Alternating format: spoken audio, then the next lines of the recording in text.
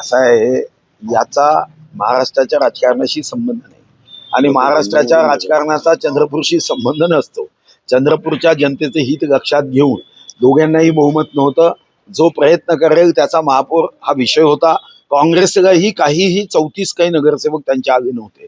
त्यांनाही इतरांची म्हणजे त्यांच्यासोबत नसलेल्यांची मदत घ्यावी लागत होती. त्यांचे स्पष्ट 30च आले होते. बाकी जी काही मदत घ्यावी लागत होती दोघांना समान संधी होती. आमच्याकडे 24 होते, त्यांच्याकडे 30 होते. आमच्या दोघांनाही स्पष्ट बहुमत नव्हतं. आता संधीचं सोनं जो करेल त्याला संधी साथ देईल. आम्हाला संधीनी साथ दिली आणि विशेष करून मी संदीप गिरे, नंदू गागरकरजी, श्री आमचे प्रशांत दानवजी, इतर सर्वांचं आणि विशेष करून श्री राहुल पुगलिया यांनी सुद्धा आम्हाला मदत केली. ते जरी काँग्रेस पक्षाचे असले त्यांनी सुद्धा पहिली मीटिंग त्यांच्याच घरी घडवून आणली होती आणि त्यातून सुद्धा एक चांगलं वातावरण हे आमच्या महानगरात तयार झालं.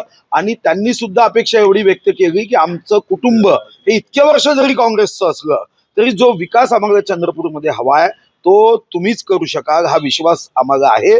म्हणून आमचं हृदय काँग्रेसचं आहे.